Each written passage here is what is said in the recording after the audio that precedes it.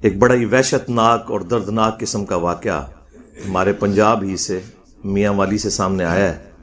آپ لوگوں کے علم میں ہے کہ ایک باپ نے اپنی 7 دن کی بیٹی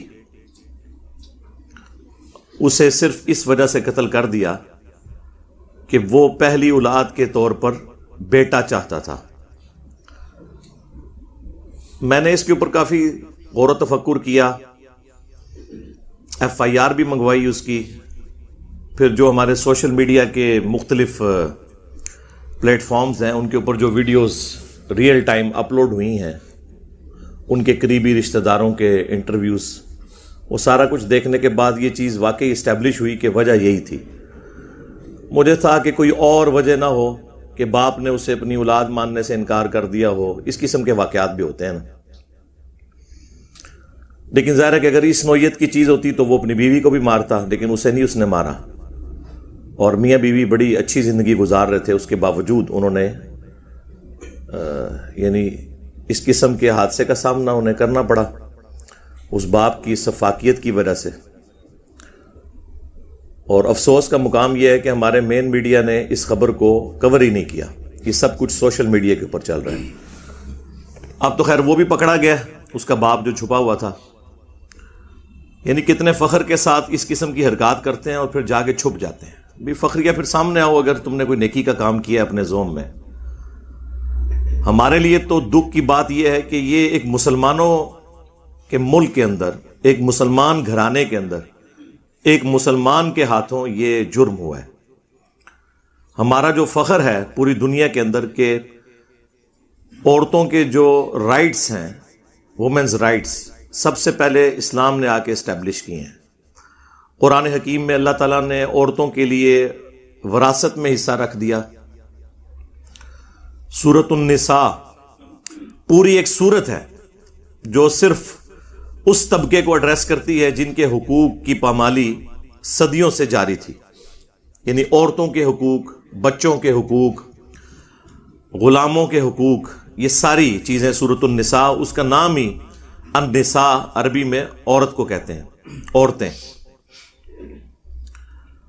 تو یہ ساری چیزیں پھر ہمارے لیے کافی بدنامی کا باعث بنتی ہیں کہ مسلمان ہونے کے باوجود ہم یہ حرکتیں کریں. جو 8 مارچ عورتوں کا عالمی دن، جس کے اوپر یہاں پہ مذہبی طبقہ بہت چیختا ہے، کچھ چیزوں پہ میری بھی ریزرویشن ہے کہ بے حیائی پر مبنی نعرے نہیں ہونے چاہیے اور بے پردہ عورتوں کو یوں نہیں نکلنا چاہیے. کسی کنٹرول انوائرمنٹ کے اندر یہ دن منانا چاہیے. جس طرح کہ جماعت اسلامی والوں نے بھی عورت مارچ کی ہے، باپردہ خواتین نکلی ہیں.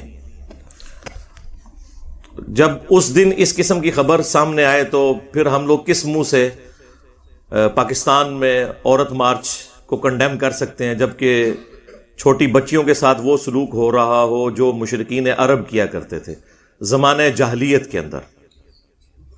یا ہمارے پڑوسی ملک انڈیا کے اندر یہ حرکتیں ہوتی ہیں. آج سے کم از کم 15 سال پہلے کے فگرز ہیں، آج کے تو مجھے نہیں پتا، کہ روزانہ 3000 بچیاں ضائع کروا دی جاتی تھی جب پریگنینسی آئیڈینٹیفائی ہوتی تھی کہ یہ جو بچی ہے یہ فیمیل ہے. 3000 روزانہ. ظاہر ہے 1 ارب سے زیادہ ان کی آبادی ہو چکی ہے، اس میں 3000 تو کچھ بھی نہیں ہے، لیکن روزانہ 3000 بچیوں کے ساتھ یہ کرنا. اور یہ میں نے اپنی زندگی میں پہلا واقعہ اتنا سفاکیت والا دیکھا ہے. ویسے تو وقتاً فوقتاً واقعات آتے ہیں کہ کسی نے وہ مفلسی کے ڈر سے بچوں کو قتل کر دیا، لیکن یہ ایک جینڈر کی بنیاد کے اوپر یہ میری زندگی میں تو پہلا واقعہ ہے. یا میں نے مشرکین عرب کے بارے میں جو قرآن پاک میں اللہ تعالیٰ نے فرمایا کہ جب کسی کے گھر بچی ہوتی ہے تو اس کی حالت یہ ہے کہ اس کا چہرہ بگڑ جاتا ہے، سیاہ ہو جاتا ہے، اور وہ اب اس ٹینشن میں پڑتا ہے کہ میں اب اسے قتل کروں یا کسی زمین میں جا کے کہیں پہ دفنا دوں، میں کس طرح لوگوں کو فیس کروں گا. یہ پوری حالت نقشہ اللہ تعالیٰ نے قرآن میں کھینچا ہے. اور پھر سورہ التکویر کے اندر تو اس کا کلائمیکس آیا ہے کہ قیامت کے دن اللہ تبارک و تعالیٰ ایسے لوگوں کے ساتھ جنہوں نے یہ ظلم کیا ہے ان کی پرسش فرمائے گا. اس حوالے سے اعوذ باللہ من الشیطان الرجیم. وَإِذَا الْمَوْءُودَةُ سُئِلَتْ، جبکہ نومولود بچی سے پوچھا جائے گا قیامت کے دن، اسے اللہ تعالیٰ زندہ کر کے، بِأَيِّ ذَنبٍ قُتِلَتْ، کہ کس گناہ کے سبب تجھے قتل کیا گیا تھا. یعنی ایک معصوم بچے کا کیا گناہ ہوگا؟ یعنی تیرا کوئی گناہ بھی نہیں تھا، اس کے باوجود تجھے تیرے باپ نے یا قریبی رشتہ داروں نے قتل کر دیا، تو اللہ تعالیٰ اس سے سوال کرے گا. یعنی سوال کرنے کے بعد ظاہر ہے کہ جو مجرم ہے اسے سزا دی جائے گی. صحیح مسلم میں حدیث ہے کہ اگر ایک سینگ والی بکری نے بغیر سینگ والی بکری کو مارا ہوگا نا، تو قیامت کے دن اس کا بھی بدلہ دلوایا جائے گا. صحیح بخاری میں حدیث ہے کہ جو حقوق العباد کا معاملہ ہے دنیا میں کلیئر کر لو، آخرت میں کوئی شخص بدلہ نہیں دے سکے گا. آخرت کا بدلہ جو ہے وہ نیکیاں ہوں گی. تو جس نے بھی کچھ دینا دلانا ہے یہیں پر معافی تلافی والا کام کر لے، ورنہ آخرت میں نیکیاں دینی پڑیں گی. اور وہ پوری تفصیل صحیح مسلم کے اندر آئی ہے کہ نبی الاسلام نے صحابہ کرام سے پوچھا کہ جانتے ہو مفلس کون ہے؟ تو انہوں نے عرض کیا کہ ہم اسی کو مفلس سمجھتے ہیں جس کے پاس دنیا کا مال نہ ہو. تو اللہ کے محبوب صلی اللہ علیہ وآلہ وسلم نے فرمایا میری امت کا مفلس وہ ہے کہ جو اس حال میں آیا قیامت کے دن کہ پہاڑوں پہاڑ ڈھیروں ڈھیر اس کی نیکیاں ہوئیں، نماز روزہ حج زکوٰۃ، لیکن اس حال میں آیا کہ دنیا میں اس نے کسی کو مارا، کسی کو پیٹا، کسی کا خون بہایا، کسی کو دھمکی لگائی، کسی کو تکلیف دی.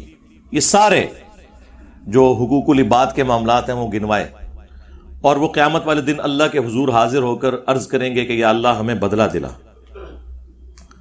تو اللہ تعالیٰ فرمائے گا آج کی دن تو نیکیاں ہی ہیں کرنسی یہاں کی، تو تم اس کی نیکیاں لینی شروع کر دو اس کے ایکویلنٹ. تو لوگ اس کی نیکیاں لیتے جائیں گے حتیٰ کہ اس کے نامہ مال میں کوئی نیکی باقی نہیں رہے گی. اب بھی کچھ لوگ باقی ہوں گے جنہوں نے بدلہ لینا ہوگا. تو اللہ تعالیٰ فرمائے گا اس کی تو نیکیاں ختم ہو گئی ہیں، اب تمہارے گناہ اس کے نامہ مال میں ڈالے جائیں گے، اور وہ شخص جہنم میں چلا جائے گا اتنی نیکیوں کے باوجود. لہذا جو لوگ دنیا میں یہ سمجھتے ہیں نا کہ ہم کسی کے ساتھ زیادتی کریں، آخرت کے دن ہماری نیکیاں اس سے سپرسیڈ کر جائیں گی، تو یہ حقوق اللہ کے معاملے میں تو ہو سکتا ہے. حقوق العباد وہ ایشو ہے جو نہ اللہ نے معاف کرنا ہے، نہ کوئی پیغمبر سفارش کر کے معاف کروا سکتا ہے، یہ اسی شخص نے معاف کرنا ہے.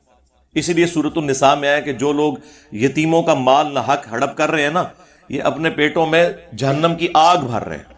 دنیا میں تو یہ آگ محسوس نہیں ہو رہی، دنیا میں تو آپ زبان پر کوئلہ رکھیں نا زبان جلتی ہے، لیکن حرام کا مال رکھنے سے نہ زبان جلتی ہے نہ پیٹ. بظاہر خوشحال لوگ نظر آتے ہیں، لیکن آخرت میں یہ مورل لاز ایکٹیو ہو جائیں گے جو آج ڈورمنٹ ہیں، اور یہی جو ہے پھر وہ آگ بن جائیں گے جو دنیا میں لوگوں کے ساتھ زیادتی کی ہوئی ہوگی. تو یہ بڑا سینسٹیو ایشو ہے، اور یہ حقوق العباد میں سب سے اولین تو ماں باپ اور اولاد کے حقوق ہیں. اور اس شخص نے یہ وہ حرکت کی ہے کہ جس کے بعد میرے خیال ہے پوری قوم کا سر جو ہے وہ شرم سے جھک گیا ہے. اس کے اوپر کیا چیف جسٹس کو نوٹس نہیں لینا چاہیے تھا؟ اس سے بڑا کوئی واقعہ ہو سکتا ہے؟ یعنی آپ نے پاکستان میں عورتیں جو تعداد میں مردوں سے زیادہ ہو چکی ہوئی ہیں، ان کی زندگیاں ونریبل ہو گئی ہیں اس واقعے کے بعد. کتنی مائیں ڈریں گی بچیوں کی پیدائش کے بعد کہ بھئی باپ یہ حرکت بھی کر سکتے ہیں. اس شخص کو عبرت کا نشان بنایا جائے اور فوراً کیس چلا کے اس کا فیصلہ سنایا جائے. لیکن آپ دیکھیں گے اس پورے معاملے کے اندر آپ کو علماء کی بھی مجرمانہ خاموشی نظر آ رہی ہے. وہ اس واقعے کو تو کنڈیم کر رہے ہیں، ابھی تک کسی عالم دین نے اس کی سزا بتائی ہے؟ آپ نے کوئی کلپ سنا ہو؟ ہاں او میں دساں گا تانوں، اے کیوں نہیں پہ دس دے ماموں پارٹی. ہاں یہ ماموں پارٹی اس لیے نہیں بتا رہی ہے کہ ان کی فقہ حنفی کے اندر اس کی سزا ہے ہی کوئی نہیں ہے جی،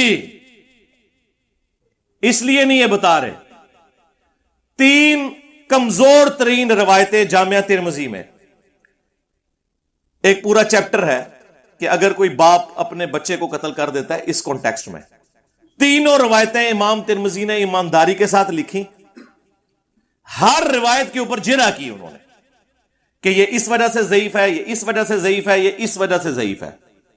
اور روایت کیا ہے کہ اگر کوئی باپ بچے کو قتل کر دے تو اس کے اوپر کوئی تاوان نہیں ہوگا، اس کی کوئی سزا نہیں ہوگی. ہاں کوئی بچہ اپنے باپ کو مار دے تو اس کے بدلے میں اس کو سزا ہوگی. یہ وہ چیز ہے جس کی بنیاد کے اوپر جو ضعیف روایتیں تھیں، جنہیں امام ترمذی نے خود ضعیف کہا ہوا ہے. شیخ زبیلی زئی رحمہ اللہ تعالی نے بھی اس کی جو تحکیم کی ہے انوار الصحیفہ کے اندر، اس میں ضعیف ڈکلیئر کیا ہوا ہے. ان روایتوں کی بنیاد کے اوپر ان لوگوں نے عقیدہ گھڑ لیا ہوا ہے. اب یہ منہ دکھانے کے قابل نہیں ہے، اسی لیے آپ دیکھیں سزا کوئی نہیں ڈسکس کر رہا. جنرل ہو سکتا ہے کوئی کہہ دے جی اس کو سزا دیں، بتاؤ نا کون سی سزا ہے. ویسے تو کہتے ہو جی انجینئر سے مسئلے نہیں پوچھنے، علماء سے پوچھیں. ماموں پارٹی دسو نا، بڑے کسی ماموں کو پوچھ کے دس دو، چھوٹے ماموں نہیں بتاتے، بتا ہی نہیں سکتے. وہ یہی بتائیں گے کہ اس باپ کو معاف کر دیا جائے کیونکہ وہ اولاد اس کی تھی، اس کے جسم کا حصہ تھا، لہٰذا وہ اگر کوئی اپنے حصے کے ساتھ یہ سب کچھ کر دے تو اس کے اوپر کوئی تاوان نہیں. ہاں اگر اولاد قتل کر دے اپنے باپ کو تو اس کے اوپر پھر اسے قتل کیا جائے گا اس کے بدلے میں. یہ جناب وجہ ہے ان کی خاموشی کی.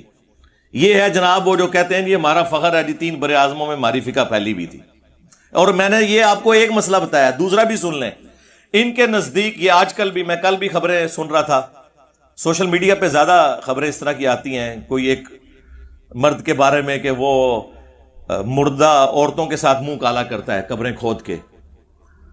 تو ان کی فقہ کے اندر اگر کوئی مردہ عورت کے ساتھ بدکاری کرتا ہے نا تو اس کی بھی کوئی سزا نہیں ہے جی. اس سے بھی بڑھ کر اگر کوئی چھوٹی بچی کے ساتھ کرے جو نابالغہ ہے تو اس کے اوپر بھی حد نہیں لگے گی. یہ باتیں اگر غلط نکلے نا اور یہ ان حدود کو مانتے ہوں ان کے حق میں تو لیں. اس ویڈیو کے بعد تو ان کے لیے کوئی سر چھپانے کی جگہ نہیں ہے نا. ان کے لیے تو عذاب الہی بن کے نا یہ پلیٹ فارم جو ہے نا وہ نازل ہوا ہے، کیونکہ ان کی ہر چھپی ہوئی بات یہاں سے بتائی جا رہی ہے. ویسے تو آپ سنتے ہیں کہ جی فلاں جگہ چھوٹی سی کو گستاخی ہو گئی اور وہ بھی ایک پاگل بندے نے ایک قرآن جلا دیا تو سارے مولوی سیخ پا ہو کے باہر نکل آئے.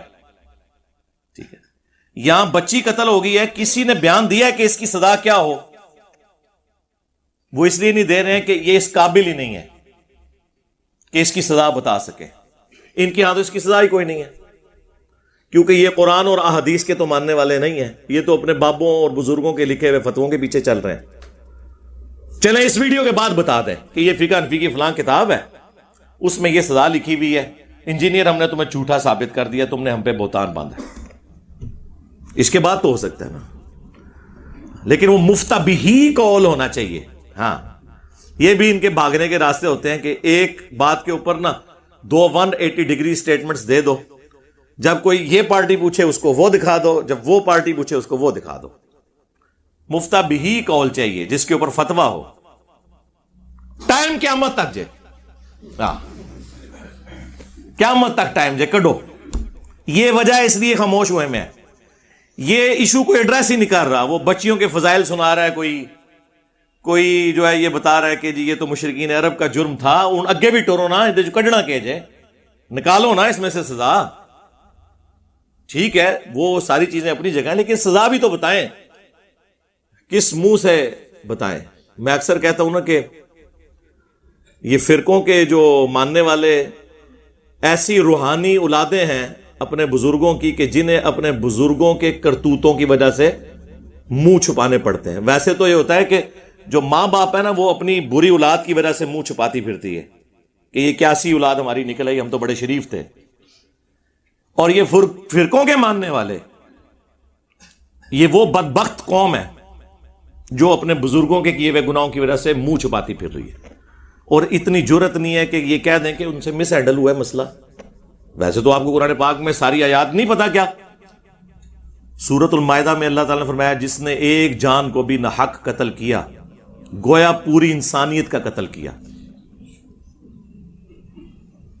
سوائے 2 وجوہات کے جو ساتھ ہی بتا دی گئی کہ فساد فی الارض ہو یا قتل کے بدلے قتل، اور وہ بھی جوڈیشری کا کام ہے. اور جس نے ایک جان کو بچایا گویا اس نے پوری انسانیت کو بچایا، ایک انسان کو، چاہے وہ کافر تھا چاہے مسلمان تھا. تو یہ قرآن کی تعلیمات بالکل واضح موجود ہیں. سورۃ البقرہ میں اللہ تعالیٰ نے اتنا ڈسکریج کیا اس چیز کو کہ کوئی شخص مقتول کو معاف نہ کرے، اگرچہ اس کا جواز موجود ہے سورۃ النساء کے اندر کہ آپ دیت لے سکتے ہیں، لیکن اسے ڈسکریج کیا گیا۔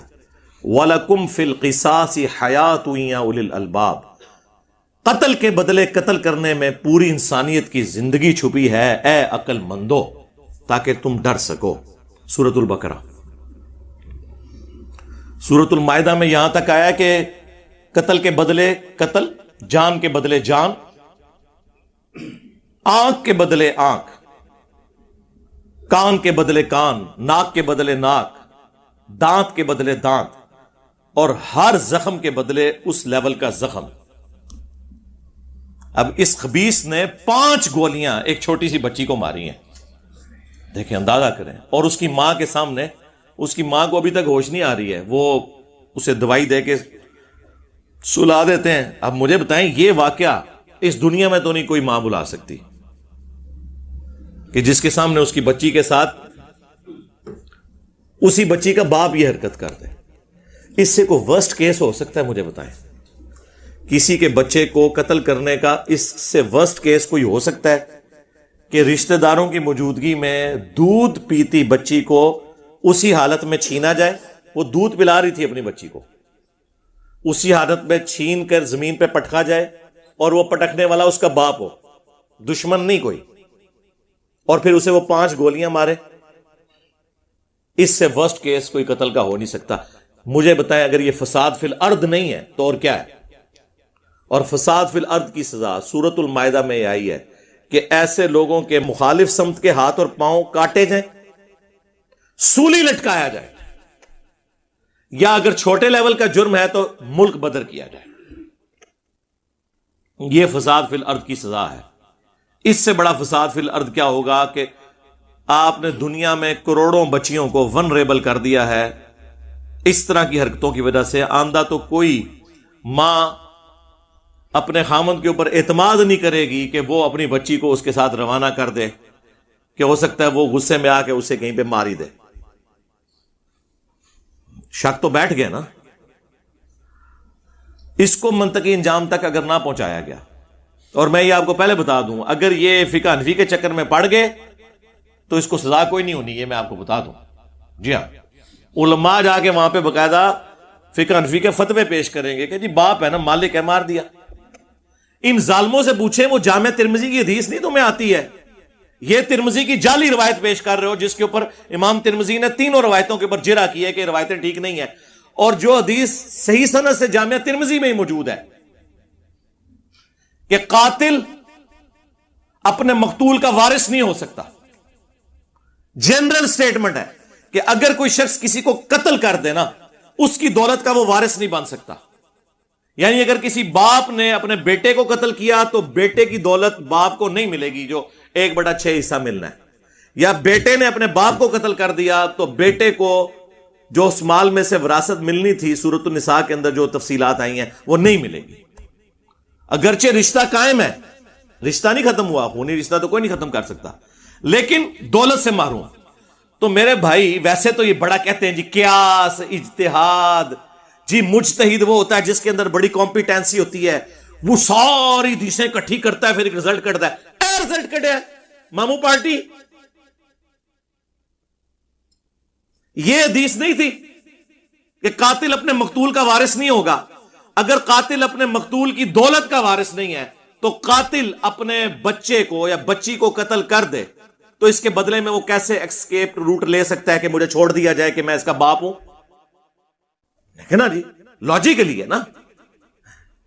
قیاس کرنا ہے تو کوئی انسانوں والا کرو نا، اجتہاد کرنا ہے تو انسانوں والا کرو۔ کتنے جی تواڈے مفتی اعظم پلانٹ ارتھ دیوبند تقی عثمانی حافظہ اللہ تعالی، مفتی اعظم پلانٹ ارتھ بریلوی مفتی منیب الرحمان صاحب، کدھر ہیں؟ ویسے تو ہر معاملے میں نکلے ہوتے ہیں لے کے چیزیں، کدھر ہیں؟ ابھی ضرورت پڑی ہے نا سرکار، آؤ نا، پبلکلی سامنے آؤ، فرنٹ سے لیڈ کرو۔ پھر کہتے ہیں جی لوگ جو ہے وہ انجینئر سے مسئلے پوچھ رہے ہیں، ہم سے کوئی پوچھ نہیں رہا۔ بھئی آپ سے پوچھ رہے ہیں نا، آپ بتا ہی نہیں رہے ہو۔ آپ وہی مذمتی بیانات دے رہے ہو جو دنیا کا ہر انسان دے سکتا ہے. بتاؤ اسلام نے کیا سولوشن دیا ہے اس کے اوپر, یہ ہمیں بتانا ہے. آپ, میں تو کہتا ہوں سوشل میڈیا کے اوپر ٹرینڈ چلایا جائے کہ بتاؤ سزا کیا ہے فقہ حنفی میں اس چیز کی, تاکہ یہ لوگ ایکسپوز ہوں کہ یہ کن فرسودہ نظریات کو انہوں نے دین کا نام دیا ہوا ہے. اچھا, اب یہ باتیں آپ کے دماغ میں تو نہیں آنی تھی. آپ لوگوں سے اگر میں پوچھتا کہ ہاں جی مولویہ نے کیا ہے کام برا آیا, تو کہنا جی ہاں جی بڑا کیا ہے, یہ تو مسئلہ ہی نہیں ہے, اس کو کون کہے گا اچھا کام ہوا ہے. آگے بتائیں کرنا کیا ہے اس شخص کے ساتھ. کوئی زیادہ بنے گا نا تقیہ کر دے گا, قرار واقعی سزا دی جائے. اوے مامو پارٹی قرار واقعی سزا 10, تیرے بابے نے کیڑی سزا لکھی ہے قرار واقعی سزا 10 نا. ویسے تو کہتے ہیں نا اسلام ایک مکمل ضابطہ حیات ہے, ایک مکمل دین ہے. بتاؤ نا کیا سزا ہے, یہ منہ چھپاتے پھریں گے. ان کے پاس کوئی چیز ہی نہیں بتانے. پھر وہی بات ہے کہ وہ ڈنگروں والی جانوروں والی اپروچ ہے. اس ماڈرن دور کے اندر بھی لوگوں کا یہ نظریہ ہے کہ اگر بچی پیدا ہو جاتی ہے نا تو یہ ماں کا قصور ہے. یہ کس آیت میں کس حدیث میں لکھا ہوا ہے؟ اور ایک مسلمان یہ کہے جس کے قرآن میں موجود ہو, سورہ شورا کا آخری رکوع پڑھ کے دیکھ لیں, اللہ ہے جسے بیٹے دیتا ہے, جسے بیٹیاں دیتا ہے, جسے چاہتا ہے دونوں دیتا ہے, جسے چاہتا ہے اولاد سے محروم رکھتا ہے. تو یہ مسلمان کا عقیدہ ہے کہ وہ اس چیز کے اوپر ناراض ہو جو اس نے اللہ پر یقین کیا تھا, اللہ پر ایمان لایا تھا کہ اللہ یہ سب کچھ کرنے والا ہے. آج تو سائنس نے بھی تصدیق کر دی ہے کہ بات بالکل الٹ تھی. تو آڈے بابے نے تو ساری گلیں غلط دسیاں. ہمارے پنجاب کے معاشرے میں تو یہی مشہور تھا نا کہ جی عورت کا قصور ہے. آج سائنس ہمیں بتا رہی ہے, جو لوگ بایولوجی کی فیلڈ کے ساتھ وابستہ ہے انہیں یہ بات پتہ ہے کہ عورت کے پاس تو وہ کمپیٹنسی نہیں ہے, اس کے کروموسومز تو ایکس ہوتے ہیں. یہ مرد کی طرف سے ایکس آ جائے تو عورت, وائی آ جائے تو بچہ, ایکس پہ بچی اور وائی پہ بچہ. یہ تو آج ہمیں سائنس بتا رہی ہے. اندازہ کریں, عورت کے پاس تو وہ کمپیٹنسی نہیں ہے, یہ مرد کی طرف سے جانی ہے. اچھا, اب آپ حیران کن چیز دیکھیں, کافروں میں یہ کیا چیز ہے؟ ایو کہتے ہیں وہ اما حوا کو ایو, اور ایو سے ایول بنایا ہوا ہے, ایکسز آف ایول, یعنی انہوں نے کہا یہ حوا ہے, نہ یہ وہ پھل کھاتی اور نہ ہمارا ابا جو ہے وہ جنت سے نکلتا. لیکن پورے قرآن میں قصہ آدم اور ابلیس 7 دفعہ آیا ہے, اس میں سے بھی سب سے تفصیل کے ساتھ آیا ہے سورۃ الاعراف میں. آپ پڑھ کے دیکھیں, تثنیہ کے صیغے استعمال ہوئے ہیں اس میں. ان دونوں نے نافرمانی کی, ان دونوں نے یہ کیا, ان دونوں نے یہ کیا. اللہ تعالیٰ نے سنگل آؤٹ نہیں کیا عورت کو. تو یہ تو کافروں کے نظریات تھے, عورت کو ڈیگریڈ کرنا. اسلام نے تو عورت کو ڈیگریڈ نہیں کیا, عزت دی ہے. یار اس سے بڑی کیا عزت ہوگی کہ بخاری اور مسلم دونوں میں حدیث ہے, فاطمہ میرے جگر کا ٹکڑا ہے, جس نے اسے تکلیف دی اس نے مجھے تکلیف دی. اس سے بڑھ کے کوئی اپنی بچی کے ساتھ محبت کا اظہار کر سکتا ہے؟ بخاری اور مسلم دونوں میں حدیث ہے کہ ایک پینڈو عربی شخص آیا جس کے 10 بچے تھے. سیدہ عائشہ کہتی ہیں وہ نبی علیہ السلام سے کہنے لگا کہ آپ اپنے بچے اور بچیوں کو بوسہ دیتے ہیں؟ تو حضور نے فرمایا ہاں کیوں نہیں. تو اس نے کہا میرے تو 10 بچے ہیں, میں نے تو کبھی کسی بچے کو بوسہ نہیں دیا. تو اللہ کے نبی علیہ السلام فرمایا کہ اگر اللہ ہی نے تیرے دل سے رحمت چھین لی ہے تو میں کیا کر سکتا ہوں. بخاری اور مسلم دونوں میں حدیث ہے, ایک عورت آئی, غریب عورت تھی نبی علیہ السلام کی خدمت میں, تو اسے ایک کھجور دی گئی. اب 2 بچیاں تھیں اس کی, تو اس نے اس کھجور کے 2 ٹکڑے کیے, آدھا ٹکڑا ایک بچی کو دیا اور آدھا دوسری بچی کو. تو آپ علیہ السلام اتنے خوش ہوئے اس بات کے اوپر, آپ نے فرمایا کہ جس کی 2 بچیاں ہیں نا, اور اس نے اچھے طریقے سے ان کی پرورش کی اور ان کے ساتھ اس نے سلوک کیا, تو یہ دو بچیاں جہنم کی آگ کے اگینسٹ اس کے لیے آڑ بن جائیں گی. اور مسلم شریف میں یہاں تک الفاظ ہیں جس نے دو بچیوں کی پرورش کی حتیٰ کہ وہ جوانی کی عمر کو پہنچ گئیں، میں اور وہ قیامت والے دن اس طرح ساتھ ہوں گے جس طرح یہ دو انگلیاں. جی یہ مسلم شریف ہے، مولانا شریف نہیں ہے. اسلام تو ہمیں یہ تعلیمات دے رہا تھا، ان لوگوں نے ہمیں کس طرف لگا دیا؟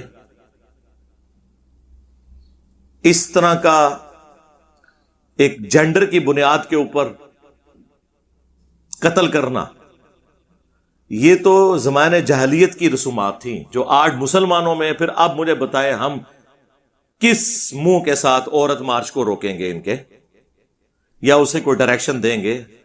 یہ تو ہمارے منہ کے اوپر کالک مل دی ہے اس واقعے نے. تو کہتے ہیں جی بڑی عزت ہے، ٹھیک ہے دی جاتی عزت. یہ حقیقت بات ہے کہ سب کانٹیننٹ کے معاشرے کے اندر جہاں پہ لوگ اس ایکسٹریمزم کا شکار ہیں، دوسری طرف وہ بھی ہیں کہ جو بچیوں کو بچوں سے زیادہ پیار دیتے ہیں. وہ بھی خیر غلوب ہے، یہ بھی نہیں ہونا چاہیے. ہاں جی، کہ اس غلوب کے اندر آ کے بچوں کے ساتھ حق تلفی والا معاملہ شروع ہو جائے. بیلنس کرنا چاہیے، اولاد کے حقوق ہیں ان کا خیال رکھنا چاہیے. تو اسلام تو بچیوں کے اور جینڈر کی بنیاد کے اوپر عورتوں کے جو حقوق پامال ہوئے ہوئے تھے وہ اسلام نے ان کو دلائے ہیں.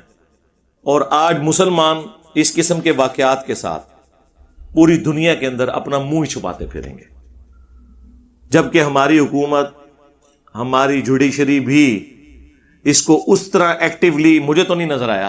اگر یہ مین میڈیا کے اوپر خبر نہیں آ رہی ہے تو آپ اندازہ کر لیں کہ ہم لوگ کیا کر رہے ہیں.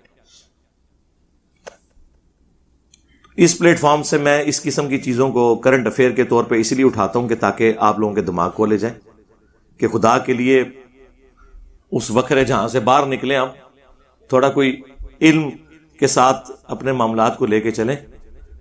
اللہ تعالیٰ نے قرآن حکیم میں کئی مقامات پہ 10 کمانڈمنٹس جو ہے نا مختلف طریقے سے ذکر کی ہیں. سورۃ الانعام میں اور سورہ بنی اسرائیل کے اندر، سورۃ البقرہ کے اندر. سورہ بنی اسرائیل کے اندر اللہ تعالیٰ نے جہاں 10 کمانڈمنٹس کا ذکر کیا وہاں پہ یہ بھی ذکر کیا کہ مت قتل کرو اپنی اولاد کو مفلسی کے ڈر سے، تمہیں بھی ہم رزق دیتے ہیں ان کو بھی ہم ہی رزق دیں گے. بعض اوقات یہ والی ریزن بھی ہو جاتی ہے. میں نے تو اپنی زندگی میں دیکھا ہے کہ جن لوگوں کی بچیاں تھیں نا تو وہ بڑے ٹائم کے اوپر فارغ ہو گئے میں، کیونکہ اگر اچھا رشتہ مل جائے تو آپ اس ڈیوٹی سے سبکدوش. اس کے اگینسٹ بچوں کو تو مرتے دم تک ماں باپ کو سپورٹ کرنا پڑ جاتا ہے فائنینشلی اگر اپنے پاؤں کے اوپر کھڑے نہ ہو. لیکن پھر بھی آپ دیکھیں کہ بچیاں جب پیدا ہوتی ہیں تو یہ مطلب کئی عورتیں تو رو رہی ہوتی ہیں، خود رو رہی ہوتی ہیں. اندازہ کریں کئی عورتیں تو اس وجہ سے روتی ہیں نا کہ ہماری ساسیں یا ہمارا خاوند ہمیں برا کہے گا، اور بعض اوقات وہ خود بھی رو رہی ہوتی ہیں، حالانکہ وہ یہ چیز بھول جاتی ہیں کہ وہ خود بھی تو ایک بچی تھی. یعنی اپنی مینٹالٹی بھی یہی ہے، عورت ہو کے بھی یہ مینٹالٹی ہے. تو پھر اس کے اوپر کیا کہا جائے سوائے دکھ اور افسوس کا اظہار کرنے کے. تو میں نے یہ اپنا درد دل آپ کے سامنے رکھ دیا تاکہ اس حوالے سے ہماری بھی کوئی کنٹریبیوشن ہو جائے. بخاری اور مسلم میں ایک اور حدیث ہے کہ امامہ بنت ابی العاص نبی علیہ السلام کی نواسی تھی. یہ لفظ ہے امامہ، الف کے اوپر پیش ہے. امام جو ہے نا اس میں الف کے نیچے زیر ہے. یہ لفظ ہے امامہ. وہ نبی علیہ السلام کی نواسی تھی اور نبی علیہ السلام نماز کی جماعت کرواتے ہوئے انہیں اپنی گود میں اٹھایا کرتے تھے، اور جب آپ سجدے میں جانے لگتے تو سائڈ پہ بٹھا دیتے.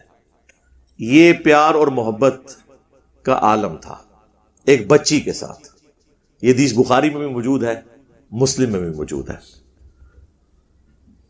تو جہاں پر یہ رسپیکٹ دی جائے، یہ محبت کا اظہار کیا جائے، وہاں اس نبی صلی اللہ علیہ وآلہ وسلم کے ماننے والوں کی طرف سے اس قسم کی ایکٹیویٹیز ہونا یہ شرم کا ہی مقام ہے.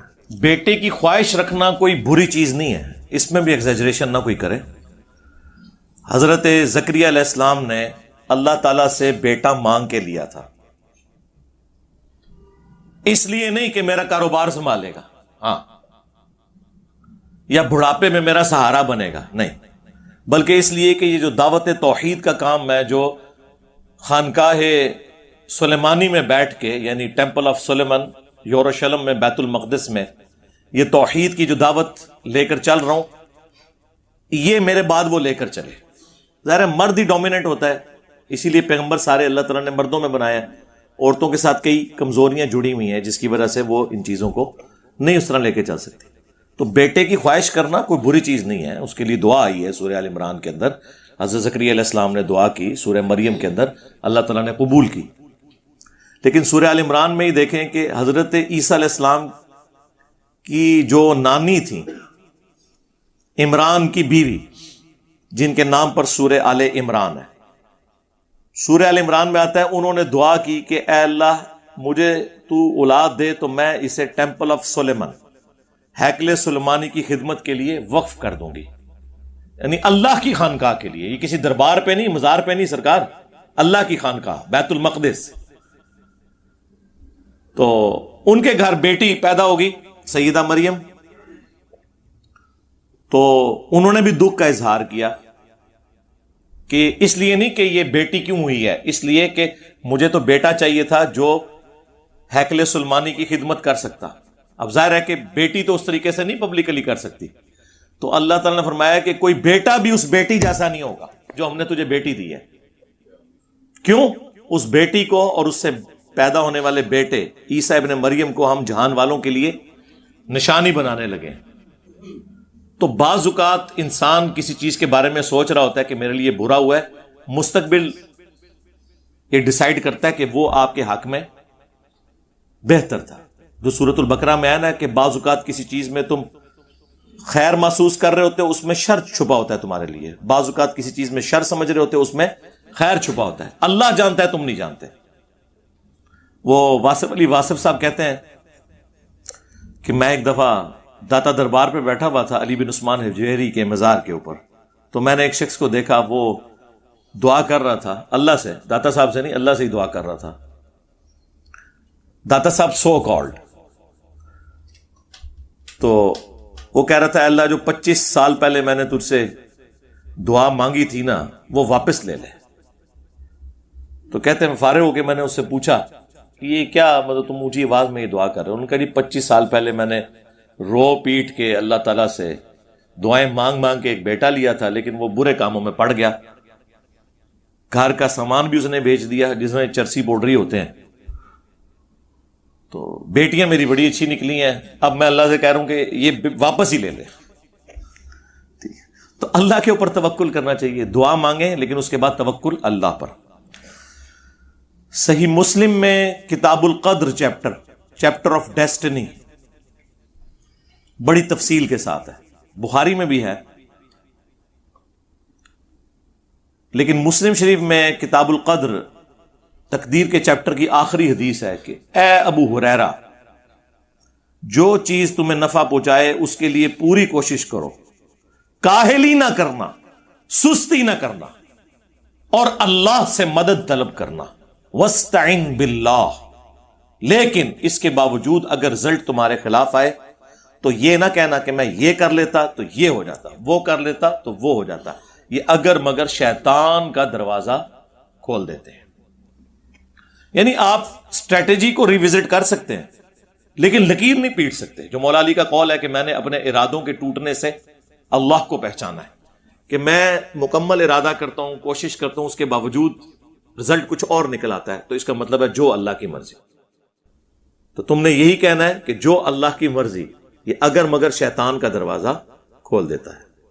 اسی دیکھیں ہر تکلیف پہ میں یہ دعا سکھائی گئی ہے، انا للہ و انا الیہ راجعون، یہ قرآن حکیم میں بھی دعا آئی ہے اور تفصیل کے ساتھ صحیح مسلم میں آئی ہے۔